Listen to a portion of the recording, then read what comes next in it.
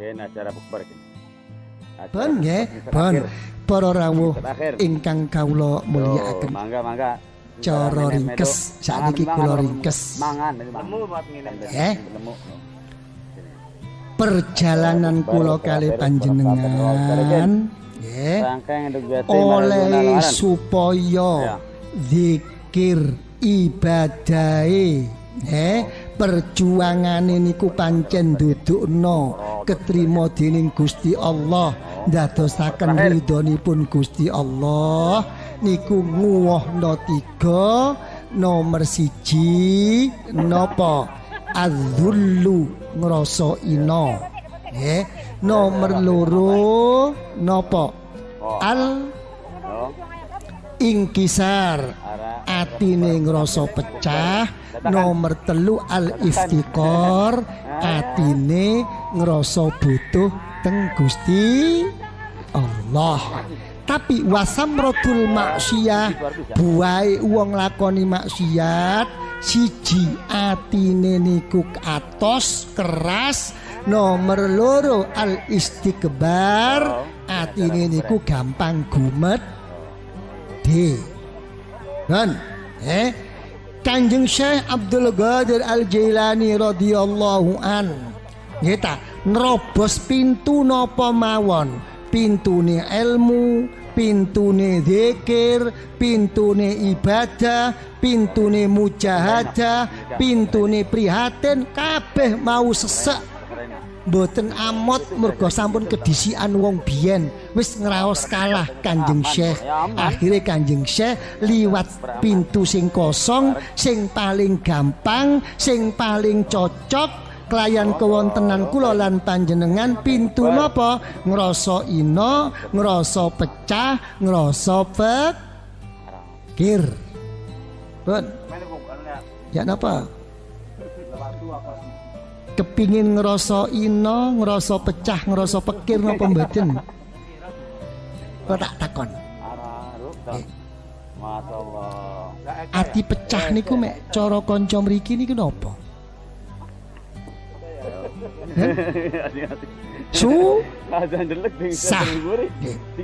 Sing disusahi niku napa? Awas. Terakhir. Silakan maning. Sing disusahi niku napa? Nyusahi awake teng Gusti Allah napa nyusahi urusane dunyane? Ya ora apa deh, momentum. Napa? Lho. Sing akeh kula kalih sampean niku napa? Susah nyusahi urip penguripan mboten nyusahi awake mboten ing mongko sing dijawab dening Gusti Allah wong niku sing nyusahi awake oleh madhep teng Gusti Allah.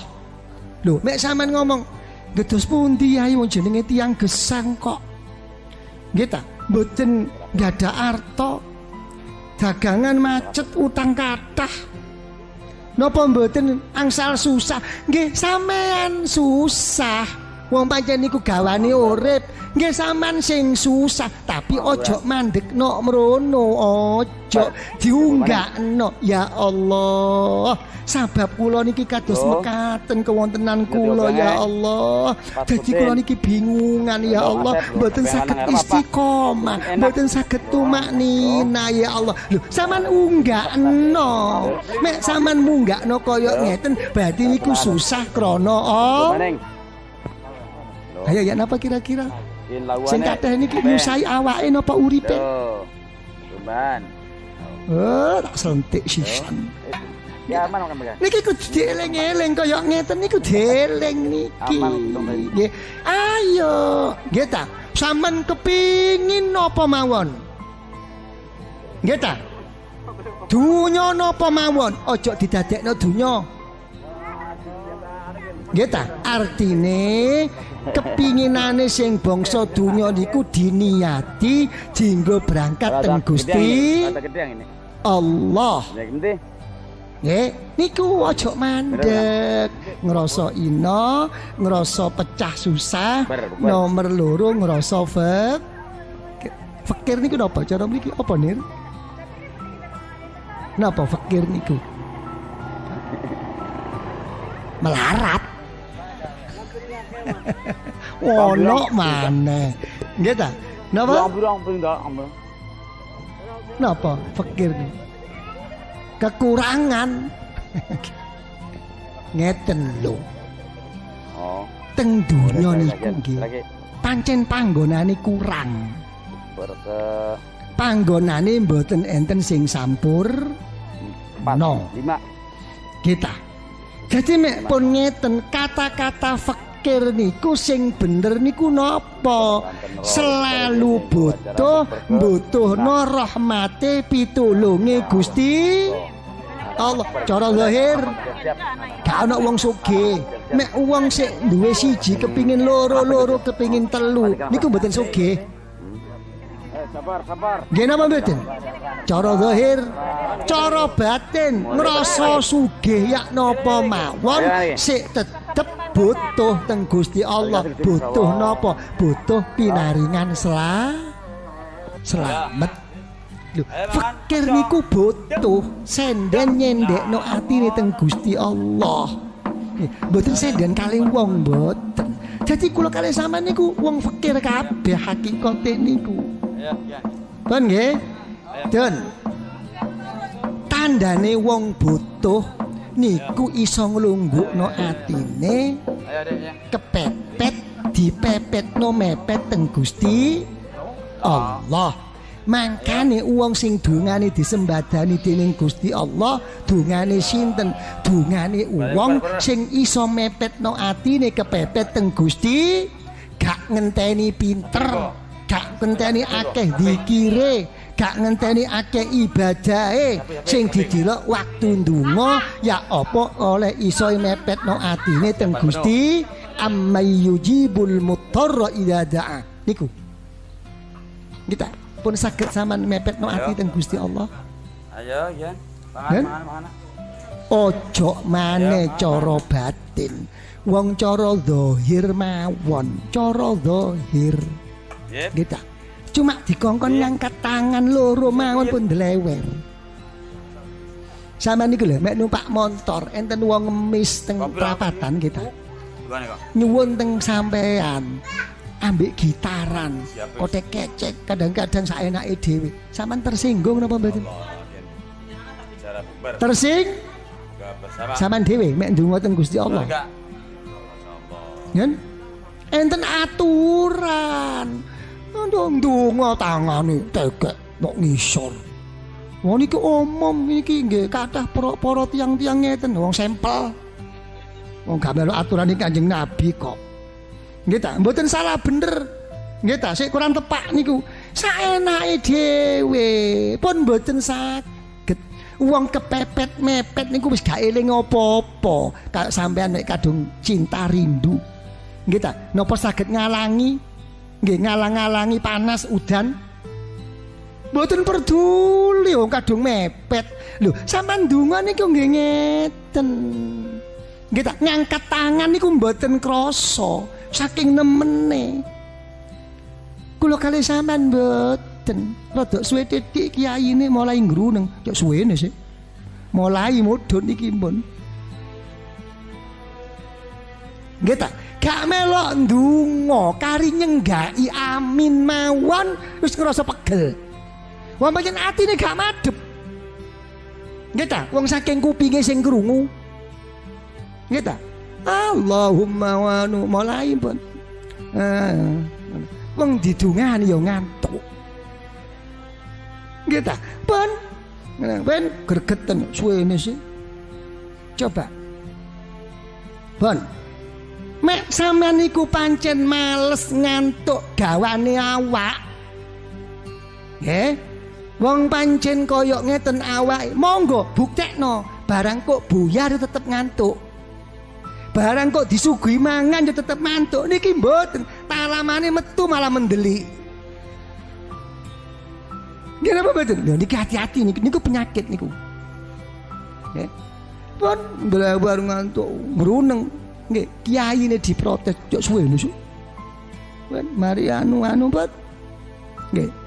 Baru mek pun kiyaine akhire donga, maca donga sapu jagat, Robbana atina fi kon mari rek. Kawit rasa lega. Kiyaine durung ngusap, wis ngusap dhisik. Kan? Niki lho. Nggih. Jadi kula kali sampean sik durung fakir, sing lungguh nggih. Napa malih sing dadi imam ngimami wong dekne minangka merek nggih ta. Merek niku teng ngarep, mboten teng ngisor. Enten merek teng silite botol. Nggih ta. Merek niku teng ngarep.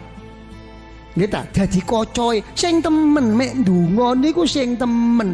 Mong donga lang dhewe nyekel napa niku. Nggih ta, gak kena gawe contoh. Nggih ta, ayo. Nggih, niki kritik membangun. Nggih, hati-hati. Nggih. Jadi sampean kepingin napa mboten ngrasa ina, ngrasa susah, ngrasa butuh teng Gusti Allah. Kepingin napa mboten? Saestu? Nggih. Wong niki babakan urusan rezeki. Nggih. Dipun jawab dening para ulama salafus saleh, lakonana 3 perkara. Sing siji tu'azzim amrullah. Nggih. Perintah Allah iku perhatekno, anggepen penting. Ojo kon anggap gak ono apa-apa. Kita sampean nyambut gawe sedina. Nek pun nyambut gawe sedina sadurunge sampean mulih wis mesti krungu adzan sembayang zuhur. Kira-kira kula sampean niku ndang-ndang sembayang napa mboten? Nen? Mbah, ojo maneh pe sembayang wong adzan dilokno kok. Lho, wis jam sakmene. Betul yo cepet. Uang niku nggih mek kaget kali waktu niku ndodokno awake niku wis akeh ninggalno kewajibane waktu. Mek sampean mboten ninggal mboten kaget kok, wis kawurut kok. Nggih. Ayo pentingno dhisik mek pengin jembar rezekine. Dawuhipun Gusti Allah, "Wa'mur ahlaka bis-shalah wastabir 'alaiha." Perintahan niki, la nas'aluka rizqa, aku gak njaluk rezeki nang awakmu, tapi nahnu narzukuk, aku sing paling rezeki nang awakmu. Sembayang sampean tinggal cambuk, aku tak tinggal nyambut gawe. Apa? Tak sembayang zuhur.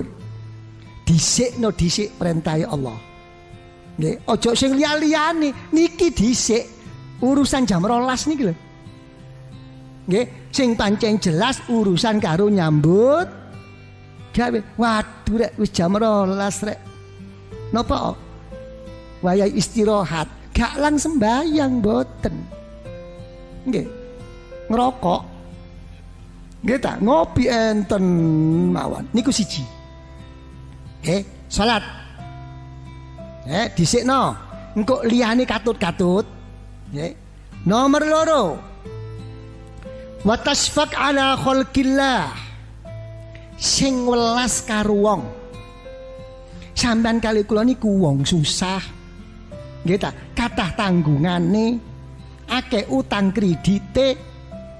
Nggih ta, kawit berangkat mawon wis akeh ngrunenge.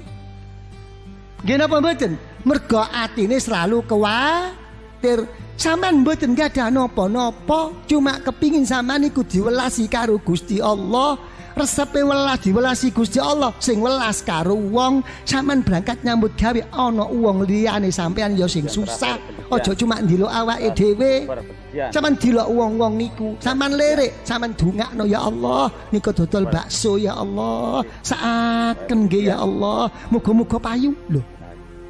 Nggih ta? Niku dodol niki ya Allah, niku becak ya Allah, muga-muga ngeten ya Allah nggih. Sampeyan mboten usah eling awake dhewe, eling susahe. Saknalika sampeyan niku napa dijawab dening para malaikat, disampekno teng Gusti Allah. Ngeten lho sing pinter. Wong sampean pun ngerti kok. Nek kon kepingin mandi dungane aja ndongakno awakmu dhewe, ndongakno teng wong muslim sing kabeh iku. Wis ngerti kok. Sampeyan iki mungkin sing welas karo wong. Nggih? Pun paham ya? Wis aja dawa-dawa niku. Wis sing nomor 3 supaya duwe ati rasa awake niku ino sedih krana Allah. Butuh namung teng Gusti Allah napa wa taqtadi bi sunnati Rasulillah sallallahu alaihi wasallam sing selalu napa nderekaken sunnahipun Rasulullah ojo dawa-dawa dikawiti sangka qobliyah ba'diyah ape sembayang wajib qobliyahe dilakoni mari sembayang wajib ba'diyahe dilakoni mboten usah dawa-dawa sing kula gawe contoh niki kula arep-arep kula kalih sampean dadi nyumber oleh nyumber maka piparingan nure Gusti Allah sangka Gusti Allah niki lho jadi enak mboten direncanakno cara akal aku kok ngene aku ngono kok ngene aku mergo aku susah nglakoni iki ijazah iki tak lakoni tepake susah barang wis mari lali. Wong kadang-kadang nggih ta, rada suwe, mboten bunga, mboten seneng, mboten dituruti karo Gusti Allah, digletakno kok wiritane. Hak wiritan apa gak mandi iki kok. Nggih ta, kadang-kadang malah kiyaine sing dilokno. Hak kiai apa iku? Wong awake dhewe sing gak mandi kiyaine dilokno. Nggih ta? Niku kula kalih sampean nggih pun ngeten niku sing akeh niku mboten tuman kepingin dadi wong sing mandiri iso madhep dhewe teng Gusti Allah sik kepingin gawe enak-enakan tok aku njaluk jimat wiritane males nggih ta jadi kuncine niku sampean buka liwat napa qobliyah ba'di qobliyah ndudukno sampean niku napa tata-tata atine siap-siap teng Gusti Allah. Nggih napa mboten? Jadi supaya engko waktu nglakoni wajib iso madhep sing temen teng Gusti Allah. Lho ngeten ba'diyah kanggo ngilangno napa ati niki mboten ngrasa apa maneh ngaku-ngaku, apa maneh sombong nyombongi wong. Mergo tujuane ba'diyah niku napa? Mboten enten malih enten dorongan cara hakikate napa sembayangku akeh kurangi akeh salahe tak ba'diyahi supaya iso nambeli lho sampean dilok sing kaya ngeten niku sampean dilok niku dadekno insyaallah sampean bakal keparingan kados dawuhipun Kanjeng Nabi man amila bima alima warasahullah ilma ma lam ya nyumber dhewe sangka Gusti Allah. Mek pun nyumber wis ngrasa enak, ngrasa seneng. Wong jenenge wong seneng, ya napa iso dipenggak? Mboten saged dipenggak, tambah cinta, tambah rindu, tambah telek gawe dateng Gusti Allah. Niku mawon. Telu nggih, napa wau? Perhatekno napa? Ayo ditemeni perintahe Allah. Nomor loro